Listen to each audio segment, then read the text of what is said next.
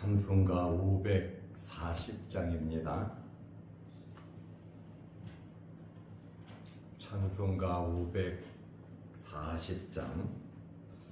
주의 음성을 내가 들으니 사랑한단 말일세.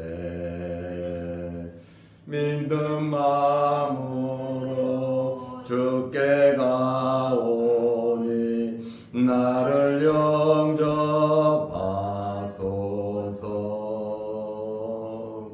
내가 매일 십자가 앞에 더 가까이 가오니 구세주의 흘린 보배 피로써 나를 정케 하소서. 주여 넓으신 은혜 베푸사 나를 받아 주시고 나의 품은 또 주의 뜻같이 되게 하여 주소서.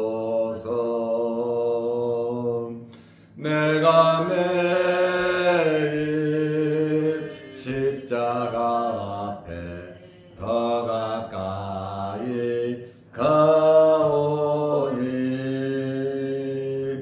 구세주의 흘린 보배 피로써 나를 정케 하소서. 주의 보좌로 나아갈 때에 어찌하니 기쁠까. 주의 항상 배우니 더욱 친근합니다.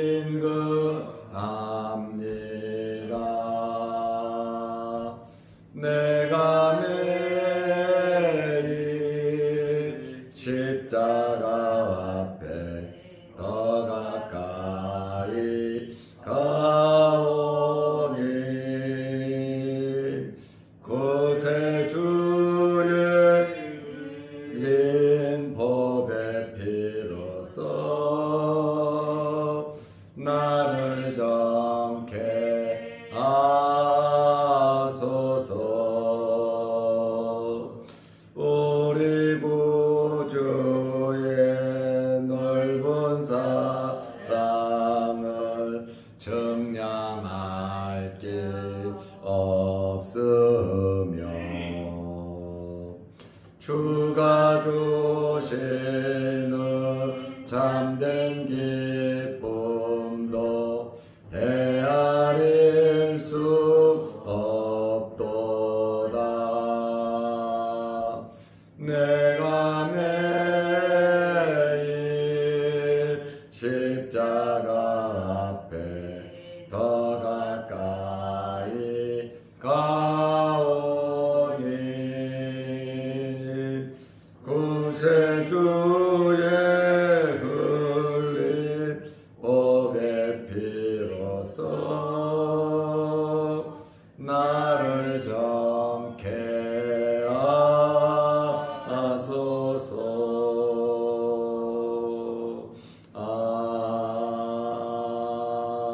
아멘. 사도신경으로 우리의 신앙을 고백하겠습니다.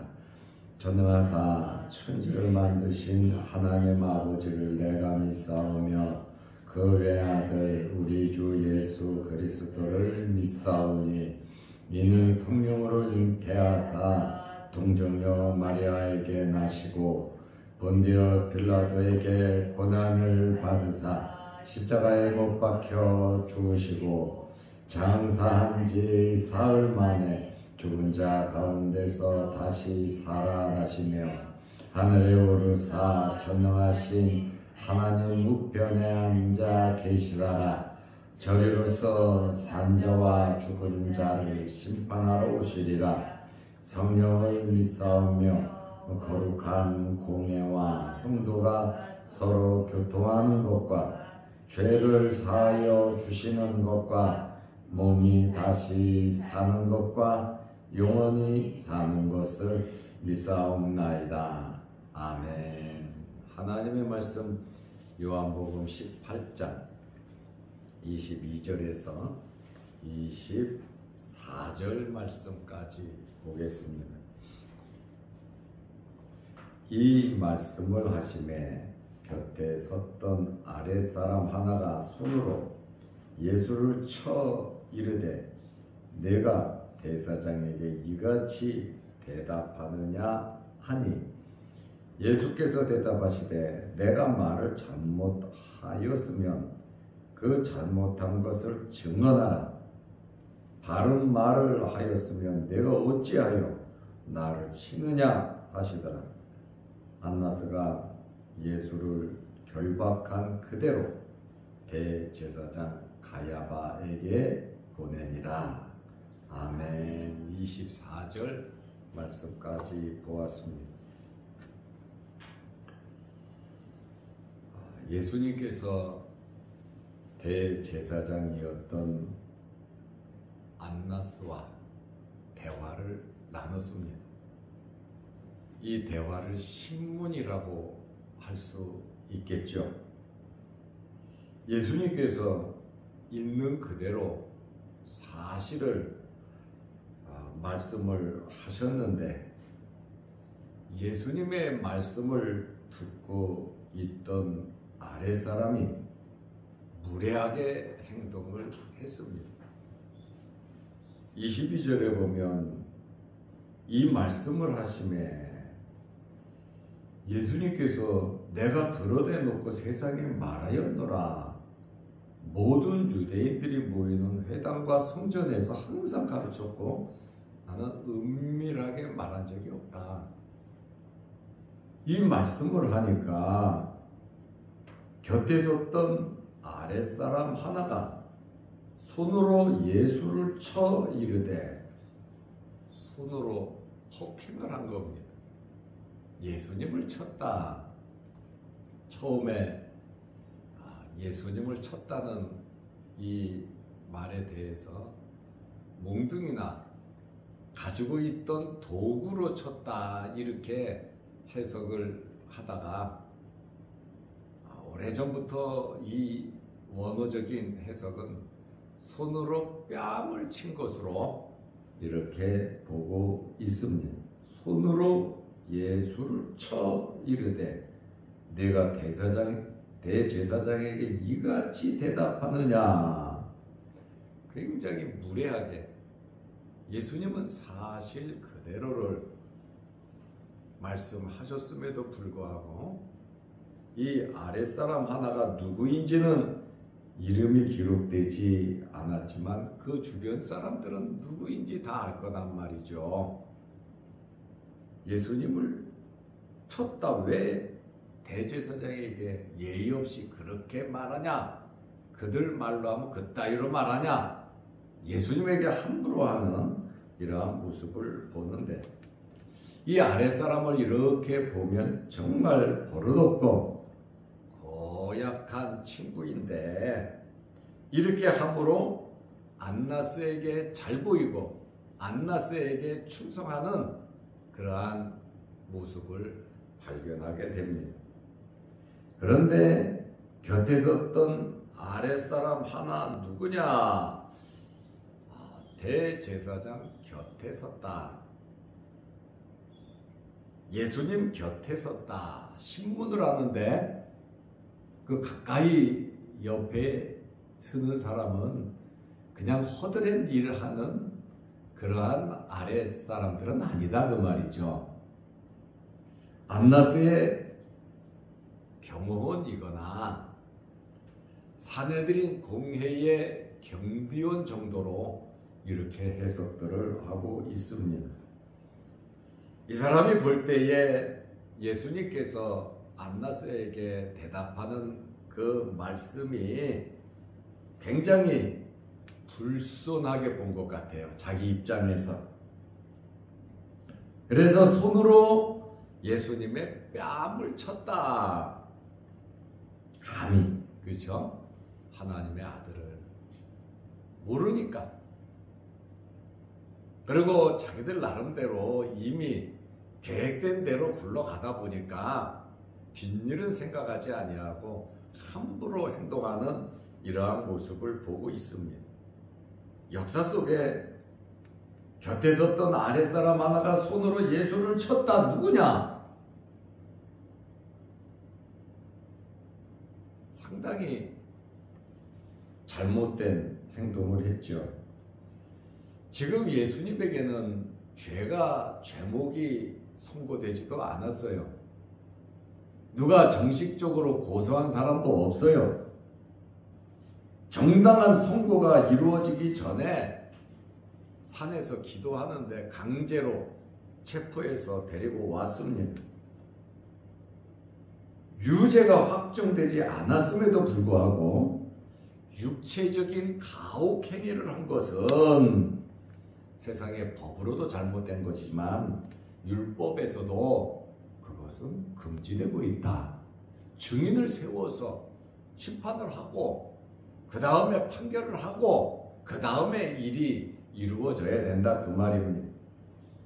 랍비들은 뭐라고 가르치냐면, 랍비들은 대제사장의 말에는 무조건 고분고분하게 순종해야 된다. 이의를 제기해서는 안 된다. 이렇게 랍비들이 가르쳤거든요. 예수님의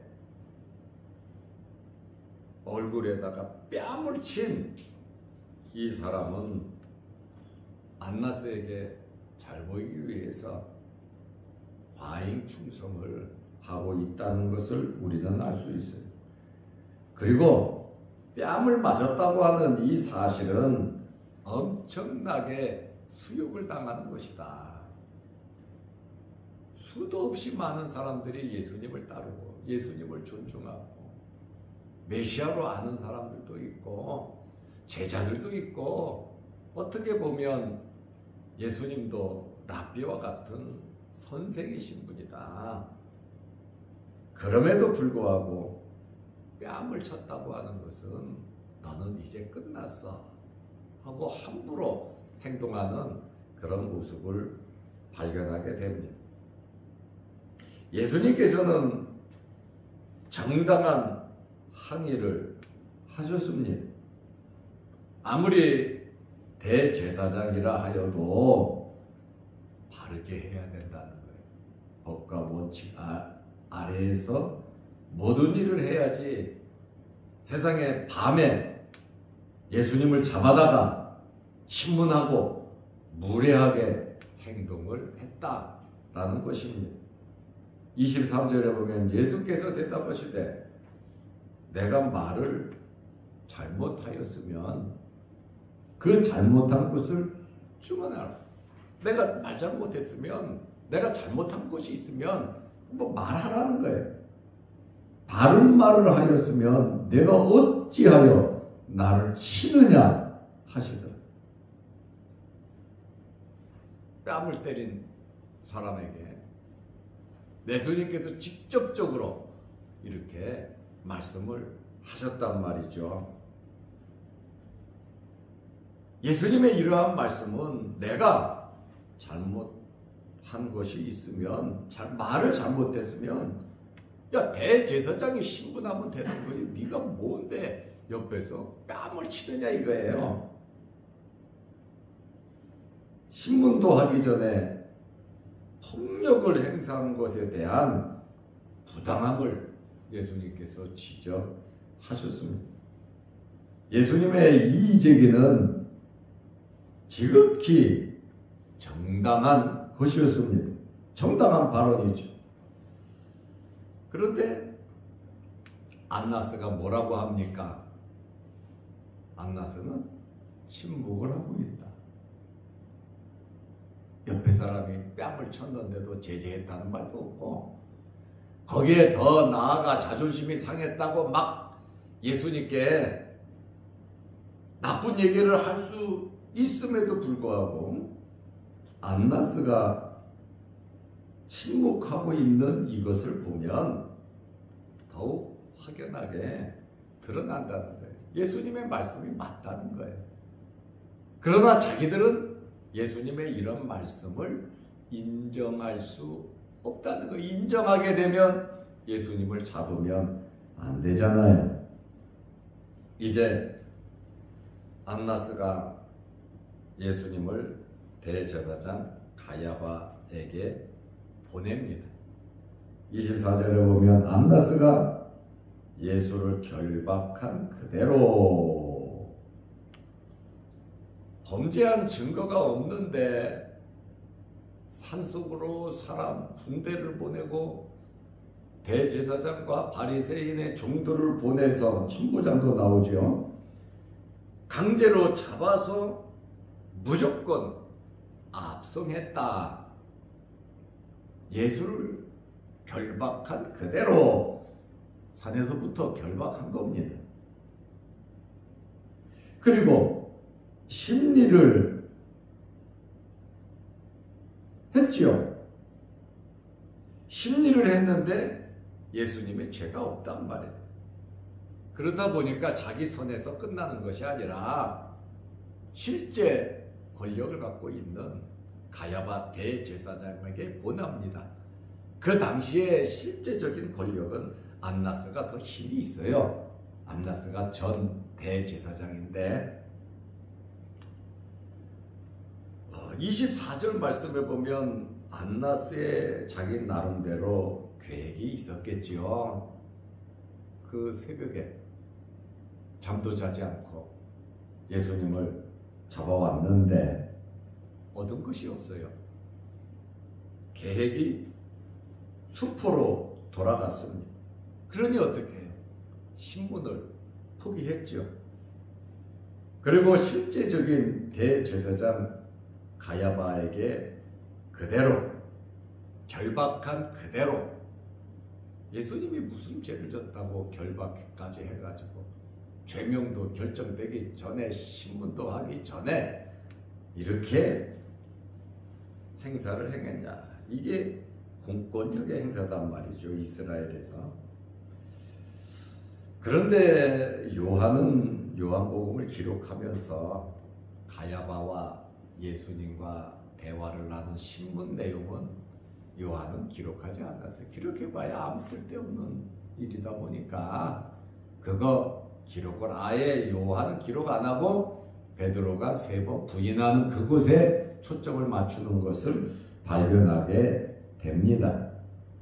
그런데 마태, 마가, 누가는 대제사장 가야바가 예수님을 신문하는 그 내용들을 상세하게 기록해 놓았습니다. 예수님께서 묵비권을 행사하신 거죠. 말씀을 안 하셨단 말이에요. 빌라도의 이 심리 과정에서도 최고의 권력자 아닙니까? 이 빌라도의 이 심리 과정에서도 무죄라는 사실이 충분하게 나타났단 말이죠. 그렇다 보니까 안나스나 가야바나 빌라도나 이 사람들은 여론에 민감한 사람들입니다. 정치하는 사람들이에요. 그렇다 보니까 어느 것이 더 유리한가, 그리고 실질적인 모든 사건의 내용을 다 수집해서 알고 있습니다. 안나스는 가야바보다 더 실권이 있는 사람이라 먼저 데리고 가서 한 건 좀 해보려고 했는데 안 되니까 사위 가야바에게 보냈죠. 왜냐하면 요한이 볼 때 안나스의 이 신문, 안나스가 행한 이 신문이 충분하다고 보았기 때문에 가야바에게 보낸 겁니다. 아무 소득도 없이 가야바에게 보냈는데 가야바에게 간들 뭐가 나오겠습니까? 총독 빌라도에게 간들 뭐가 나오겠습니까? 예수님께서는 죄가 없으시는데 지금 주위에서는 죽일 정도로 죄가 많다는 겁니다. 이 사람들은 자기들이 미리 계획을 세워서 예수님을 체포했고 예수님을 죽이기 위한 자기들의 계획대로 모든 일을 진행해 가는 그러한 모습들을 보게 됩니다. 이들은 어두운 밤에 모든 일을 꾸몄지만 성경은 밝히 말하고 있어요. 뺨을 친 것까지, 안나스가 질문한 것까지, 예수님의 대화까지, 예수님을 체포해서 포획해서 끈으로 묶어서 잡아갔고 또 안나스에게서 가야바에게까지 빌라도에게까지 예수님은 판결도 나기 전에 죄인이 되어서 죽으러 가시는 그러한 모습을 보게 됩니다. 오늘 우리는 예수님께서 내가 어찌 나를 치느냐? 내가 어찌 나를 치느냐? 이 말씀 속에서 우리는 우리의 위치를 지키면서 모든 것을 바로 알고 하나님 앞에서 또 주님 앞에서 정말 바른 삶을 살아갈 수 있는 하나님께서 기뻐하시는 일, 정말 예수님을 위하는 말씀대로 살아가는 주님의 제자로서 아름다운 삶이 이어지시기를 바랍니다. 기도하겠습니다. 하나님 아버지, 어제는 걸어간 주일을 잘 지내며 하나님께 예배드리며 성도 간에 교제하고 봉사와 섬김이 있게 하심을 감사합니다.